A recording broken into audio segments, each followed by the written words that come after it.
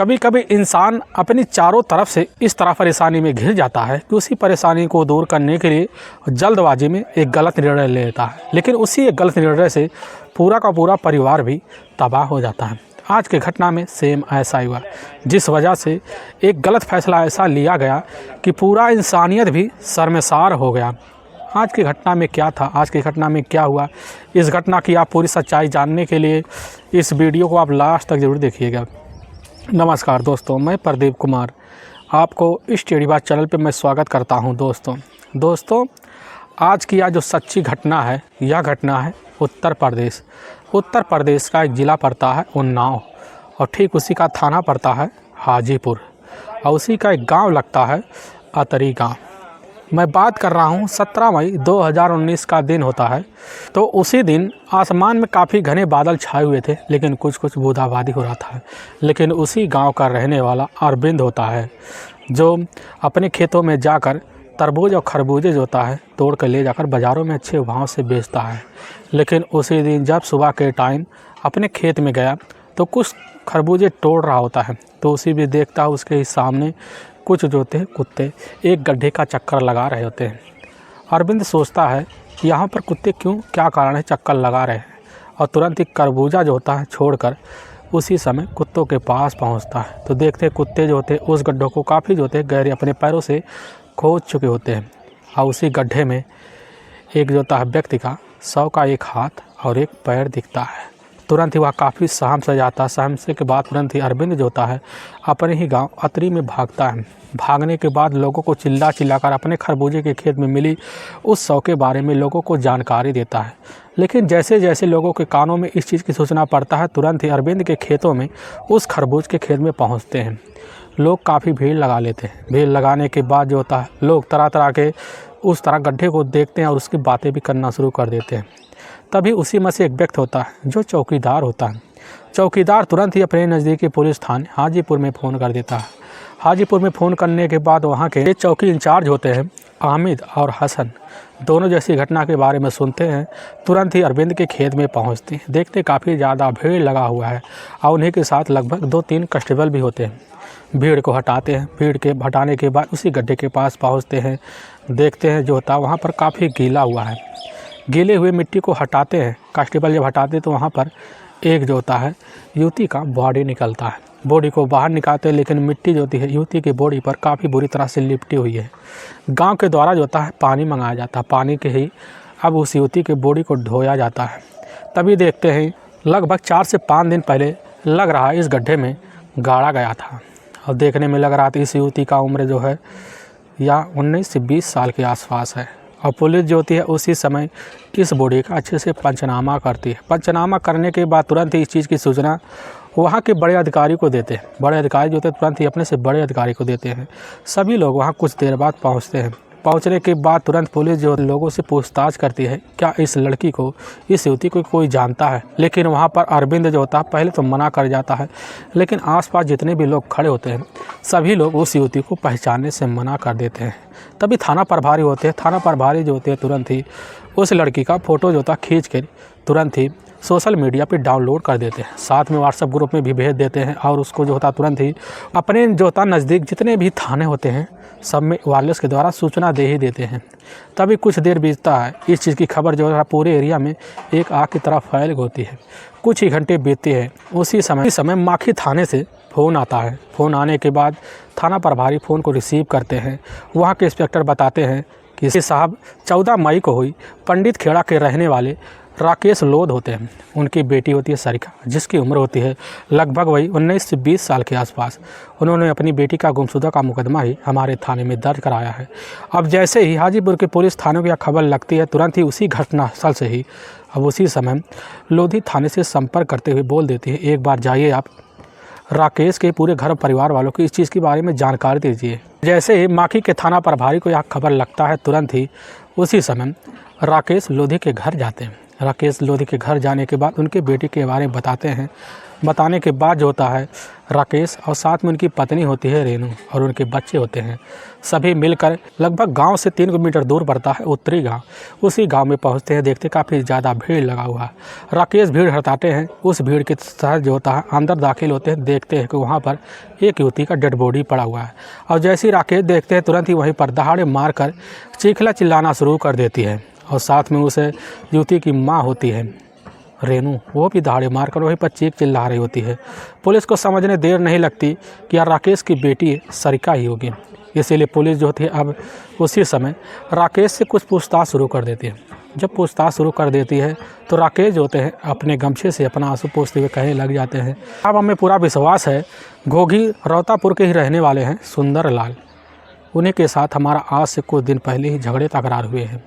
और झगड़े तकरार हमारे इतने बढ़ गए थे कि उन्हीं का बेटा होता है सत्येंद्र, जो हमारी बेटी से लव अफेयर कर रहा होता है। लेकिन जब हम उसे काफ़ी बार दखलअंदाजी किए तो एक बार हमें इतना गुस्सा लगा कि हम जाकर उनके ही बेटे की उनके गांव में सत्येंद्र के काफ़ी बुरी तरह से पिटाई कर दिए, जिसकी वजह से सुंदर लाल ने ही हमारे पूरे परिवार को रास्ते से हटाने की धमकी दे दी थी। अब हमें पूरा विश्वास हो गया है कि सुंदर लाल ने ही हमारी बेटी को ठिकाने लगाकर यहाँ पे लाके दफनाया है।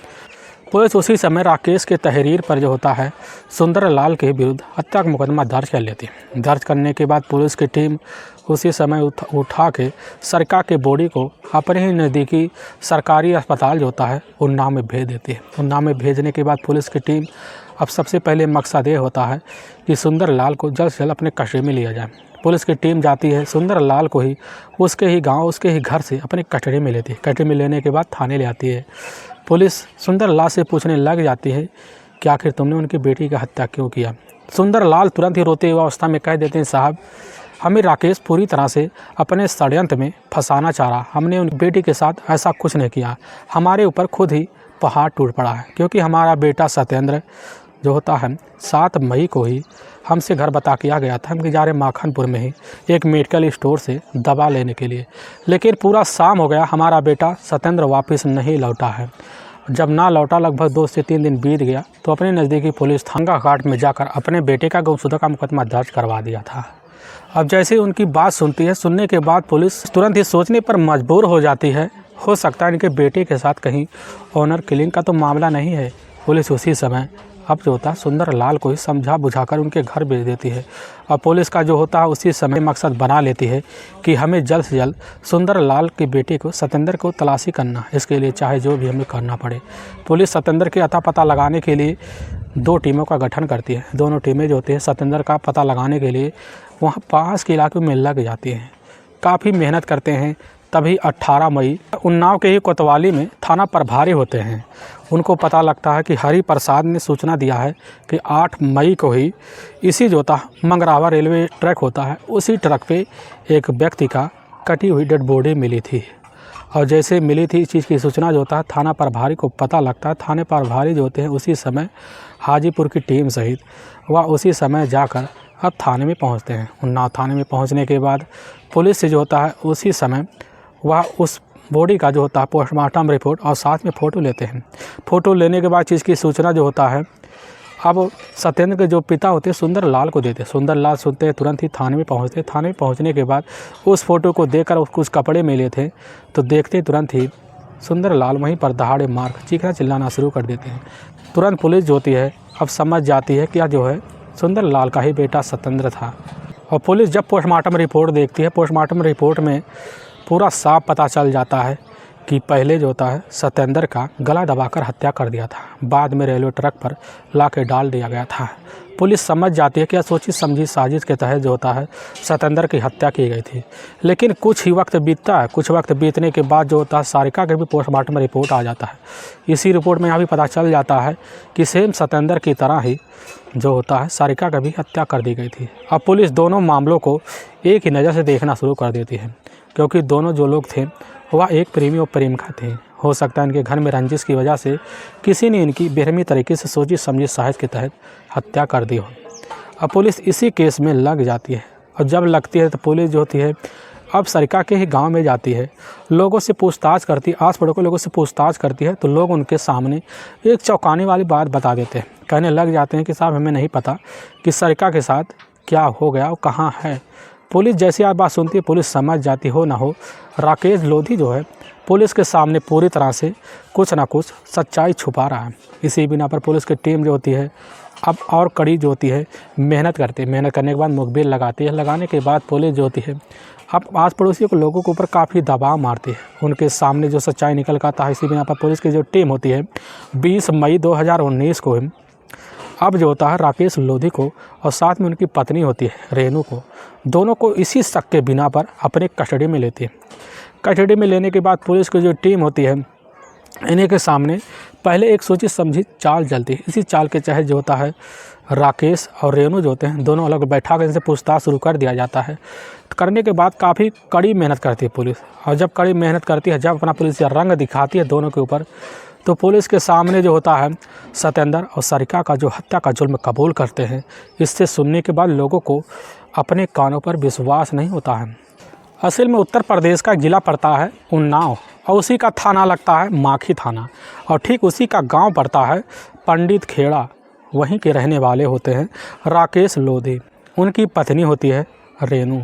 उनके टोटल 3 बच्चे होते हैं, जिसमें 2 बेटी होती हैं और 1 बेटा होता है। बड़ी बेटी जो होती है राकेश ने उसके काफ़ी तौर तरीके से उसकी शादी भी कर दी थी, लेकिन दूसरे नंबर की जो बेटी होती है वह होती है सारिका, जिसकी उम्र होती है 19 से 20 साल के बीच। लेकिन उनका छोटा जो बेटा होता है रवि, वह जो होता है एक पास के इंटर कॉलेज में मौके पर पढ़ाई कर रहा होता है। लेकिन सारिका जो होती है सरस्वती इंटर कॉलेज के ही उसी समय 11वीं में दाखिला भी ले ली थी। सारिका देखने में काफ़ी खूबसूरत भी थी, लेकिन जितनी खूबसूरत भी थी उतने पढ़ने में भी खूबसूरती उसकी बनी हुई थी। लोग उसको जो होते हैं काफ़ी अच्छे तौर तरीके से संस्कारों के नाम से भी जानते थे। सारिका के जो पिता होते हैं इकलौती बेटी का दर्जा देकर अपने घर में काफ़ी अच्छे संस्कारों से उसको पाल रखा था, और माँ रेनू जो होती है दिल से भी लगा रखती है। लेकिन राकेश के पास थोड़ी बहुत खेती थी, लेकिन इतनी खेती नहीं थी वो अपने बच्चे को आगे की भविष्य के लिए कोई ना कोई ऐसा साधन कर सके जिसके बाद उन्हें नौकरी करने की ज़रूरत ना पड़े। लेकिन कैसे ना तैसे कर कर राकेश लोधी का घर का जो पारिवारिक खर्चा होता है पूरी तरह से चलना भी शुरू हो जाता है। लेकिन जब कभी जो होती है वह मौके पर सारिका जो होती है लगभग यानी कि ग्रीष्म ऋतु में जब छुट्टी का मौका मिलता तो उसी बीच छुट्टी बिताने के लिए अपने ही मौसी गंगा घाट थाना के पास एक गांव पड़ता है गोघी रावतापुर, वहीं के रहने वाली होती है सारिका की ही मौसी रेखा। रेखा जो होती है उनके घर में मौके पर कोई बच्ची नहीं होती। इसी बीच जब भी सारिका वहाँ पर जाती है तो अपनी मौसी के घर मिलकर अपनी माँ की तरह उनको संस्कार भी देती, काफ़ी तौर तरीके से उनके साथ पेश आती। लेकिन जब सारिका का कॉलेज का टाइम आ जाता उसी बीच सारिका जो होती है अपने घर जो होता पंडित खेड़ा चली जाती है। इसी बीच सारिका का जो होता है कभी अपने मौसी के यहाँ कभी अपने घर आना जाना लगा रहता है। आने जाने के बीच जो होता है सारिका जो होती है जब अपने मौसी रेखा के यहाँ रह रही थी तो उसी बीच सारिका जो होती है अपने मौसी के गांव का एक जो होता पंडित जी का दुकान होता है, उसी दुकान पर सारिका सामान लेने के लिए गई हुई थी। तभी उसी दुकान पे जो होता खड़ा होता है सत्येंद्र, जिसके पिता का नाम होता है सुंदरलाल। सुंदरलाल के जो पिता होते हैं उनके पास कुछ खेती होता है, उसी खेती बदौलत जो होते हैं अपने पूरे घर परिवार का खर्चा भी देखते थे। लेकिन जैसे दुकान पर पहुंचती है तो वहाँ पर सत्येंद्र जो होता है एक ही नज़र में जैसे सारिका को देखने के बाद उसकी खूबसूरती को देखकर वहीं दीवाना हो जाता है। उसी से पंडित से मिलकर जो होता है सरिता से मुलाकात करता है। लेकिन मुलाकात करने के बाद सारिका और जो होता है इधर सत्येंद्र के बीच आए दिन बातें होना शुरू हो जाते हैं। बातों को सिलसिला जो होता है यूँ चलने लगता है कि इनकी दोस्ती हो जाती है। दोस्ती के बीच इनका प्रेम प्रसंग भी चालू हो जाता है। प्रेम प्रसंग का जो सिलसिला होता है सत्येंद्र अपने गाँव के बाहर जाकर एक बाग में वहीं जो होता सारिका से मुलाकात कर लेता। मुलाकात करने के बाद अपने घर मौसी के यहाँ चली आती। लेकिन यह सिलसिला जो होता आए दिन चलता रहता था। तभी एक दिन जो होता है जैसे ही शाम का टाइम होता है उसी भी सत्येंद्र और सारिका बाग में दोनों साथ ही खड़े होते हैं। तो गांव का एक व्यक्ति होता है जो रेखा का काफ़ी हितैषी होता है, और जैसे ही देखता है तो हितैषी जो होता है रेखा को आकर सारिका और साथ में सत्येंद्र की दोनों की बात बता देता है। और जैसे ही वह रेखा सुनती है तो काफ़ी भन्ना जाती है।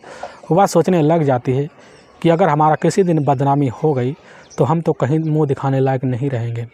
इसीलिए जैसे ही सरिका घर आती पहले तो उसको डांट डपाट लगवाती है। पहले तो जो होती सरिका इधर उधर की बातें करती है, लेकिन जब उसकी मौसी अपने बातों पर अड़ जाती सरिका जो होती टूट जाती है। टूटने की वजह से रेखा समझ जाती है कि हमें इस चीज़ की सूचना जो है अपनी बड़ी बहन को देना चाहिए।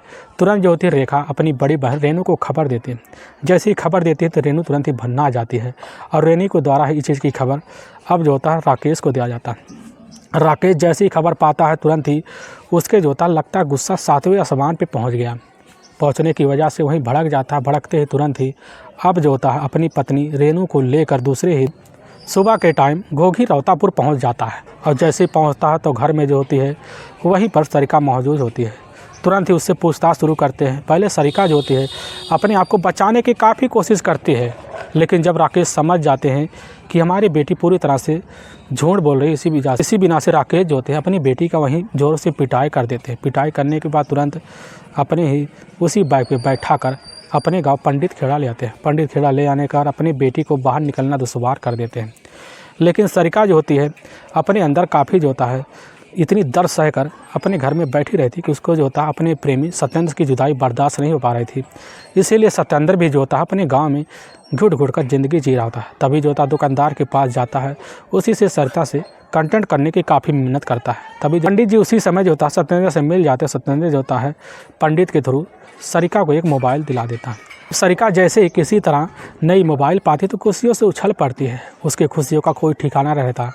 और जैसे उसके घर में ना उसके पिता ना उसकी माँ रेनू रहती तो मौका निकाल कर जो होती है सरिका सत्येंद्र से मोबाइल पर बात कर लेती है। अब दोनों का जो होता है प्यार का परवान उसी मोबाइल के थ्रू चढ़ना शुरू हो जाता है। लेकिन जब काफ़ी जिद की वजह से सरिका मिलने के लिए इतनी ज़्यादा उतावली हो गई कि सरिका जो होते मिलने के लिए अपने गांव से बाहर जाना शुरू कर देती है। और सत्येंद्र अपने गांव से बाइक उठाता और सच धंवर के वह जो होता है पंडित खेड़ा निकल पड़ता है। और निकलने के बाद वहीं बाघों के खेत में सत्येंद्र और सरिका दोनों मुलाकात करते हैं। मुलाकात का सिलसिला जो होता है बेधड़क इनका चलना शुरू हो जाता है। चलने की वजह से इस चीज़ की जानकारी जो होता है गांव में पूरी तरह से सनसनी सी बन गई होती है। लेकिन इस चीज़ की सूचना जैसे ही राकेश को पता चलता है राकेश तुरंत ही भन्ना जाते हैं। अब उसी समय जो होता है तुरंत ही वह जाकर सुंदरलाल के घर पहुंचते हैं। पहुंचने के बाद सुंदरलाल को धपकाने लग जाते हैं कि तुम हमारी बेटी का अपने बेटे से रास्ता छुड़वा दो, नहीं तो ना तुम्हारी बेटी के लिए अच्छा होगा ना तुम्हारी बेटी के लिए अच्छा होगा। तो सुंदरलाल कह बैठते हैं हमें तो अपने बेटे का जो रिश्ता है पूरी तरह से मंजूर है, आप भी पूरी सहूलियत तरह से अपनी बेटी का रिश्ता मंजूर कर लें। तो उसी समय राकेश कह बैठते हैं यार रिश्ता कतई हो ही नहीं सकता, इसके लिए हमें चाहे जो करना पड़े। और वहीं पर इतने झगड़े तकरार हो जाते हैं कि राकेश और सुंदरलाल दोनों जो होते हैं अपने अपने गुस्से हुए रास्ते से घर चले जाते हैं। उसी दिन से जो होता है राकेश अपनी बेटी पे काफ़ी कड़ा पहरा लगा लेता है। अपनी बेटी को अब कहीं पर ना जाने देता, उठने बैठने देता। अब इसी वजह से इन दोनों का जो प्यार की दूरी होती है पूरी तरह से बढ़ गई होती है। लेकिन कैसे न तैसे कर जो होता है सत्येंद्र गांव में आता अपने दोस्त के यहाँ बैठकर वह जो होती है रात के वक्त जो होती है सरिका वहाँ मिलने के लिए चली जाती है। चली आने के बाद यही सिलसिला जो होता है आए दिन चलता रहता था। तभी हद तो तब बढ़ जाता है कि जब 7 मई 2019 का दिन होता है, लगभग वही शाम का टाइम होता है। शाम के टाइम में जो होता है अब उसी समय सरिका मोबाइल पर जो होती है वह सत्येंद्र से लगी हुई थी, उससे बातें कर रही थी मिलने के लिए। और तभी इस चीज़ की जो होती कानों में जैसी खबर रेनू के पड़ता है तो रेनू भन्ना आ जाती। भन्नाने के बाद आके इस चीज़ की सूचना अपने पति राकेश को देती है। राकेश से कहने लग जाती है कि आपकी बेटी अभी भी नहीं सुधरी। आज वह मिलने के लिए अपने गांव के बाहर उसी खेत के पखवाड़े में सत्येंद्र को बुलाई है। और जैसे ही राकेश सुनता तो काफ़ी भन्ना जाता, वह कहने लग जाता है कि इस लड़के को ठिकाना लगाने के लिए हमें कोई और हथकंडा अपनाना पड़ेगा। लेकिन मौकसिल में अतरी गाँव का रहने वाला होता है देवेंद्र।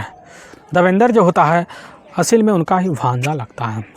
इसी वजह से संजय और उसका ही रिश्तेदार होता है जो उसी अतरी गांव का ही रहने वाला होता है, दोनों पर भी मौजूद होते हैं। राका उसी समय जाकर इस रास्ते का सोल्यूशन उन्हीं दोनों से पूछता है। पूछने के बाद वो दोनों एक काफ़ी समझने वाला रास्ता बता देते हैं, जिसकी वजह से राकेश वहीं पर भड़क जाता है। भड़कने की वजह से दोनों को अपनी बात में उलझा लेता है। और उसी समय तीनों मिलकर जो होता है अब सत्येंद्र को अपने रास्ते से हटाने के लिए फैसला ले लेते हैं। लेकिन जैसे ही 7 मई 2019 का वही 7 बजे के आसपास का टाइम होता है तो सरिका जो होती है तुरंत ही मोबाइल पे बात करते करते अपने गांव के बाहर की तरफ निकलना शुरू कर देती है। उसी बीच रेनू जो होती है रेनू अपने पति राकेश को बात बता देती है। और राकेश जो होता है संजय और सत्येंद्र को लेकर उसी समय सरिका के पीछे पीछे जाने लगते हैं। और जैसे ही जाने लगते हैं तो वहाँ पर जो होता है देखते हैं बागों में, पर देखते हैं कि सत्येंद्र और सारिका दोनों जो होते हैं अब एक साथ में खड़े हुए हैं। और जैसे ही वह देखता है तो उसी समय राकेश और देवेंद्र और साथ में संजय तीनों जाकर पीछे से पकड़ने के बाद बिना पूछे ताछे वहीं पर सत्येंद्र की काफ़ी बुरी तरह से पिटाई कर देते हैं। पिटाई करते करते इतना पिटाई कर देते हैं कि उसी समय जो होता है देवेंद्र जाकर सत्येंद्र का गला दबा दे, जिसकी वजह से उन पर मौत हो जाता है। जैसे मौत हो जाता है उसी समय रेनू आती है। रेनू अपनी बेटी सरिता को खींचते खींचते ले जाकर अपने ही घर पंडित खेड़ा के ही गांव में बंद कर देती है। बंद करने के बाद अब जैसे इनको लगने लगता है कि यह मामला कानूनी होने के बाद हमारे ऊपर सारा केस आएगा, इसीलिए ले जाकर सत्येंद्र के बॉडी को वहाँ के रेलवे ट्रैक पर डंप कर देते हैं। जैसे ही राकेश अपने घर आता है, आने के बाद जो होती है सरिता दरवाज़ा पीट कर अंदर से चीख चिल्ला रही होती है।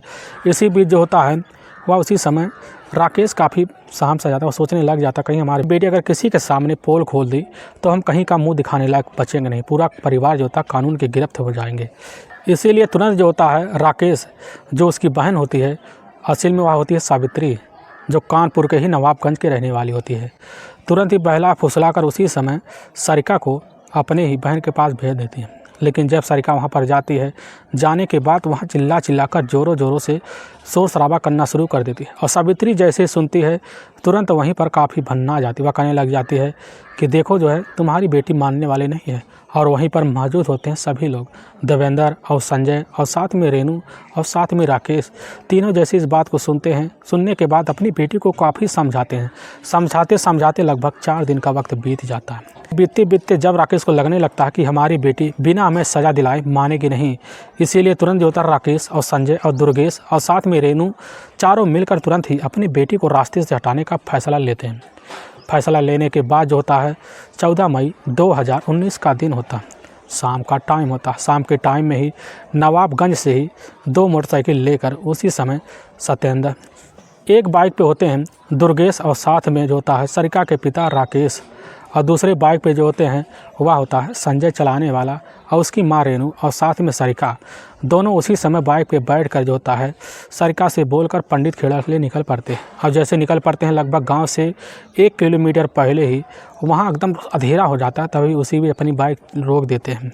अब राकेश अपनी बेटी को काफ़ी बार समझाता है, तो वह जो होती है उसी समय सरिका अपनी बात पे अड़ जाती है। वह कहने लग जाते हैं हम बिना आप लोगों को सज़ा दिलाए रहेंगे नहीं, इसके लिए हमें चाहे जो करना पड़े। उसी समय राकेश का मूड इतना ख़राब हो जाता है कि अपनी बेटी का वहीं पर गला दबाकर हत्या कर देते हैं।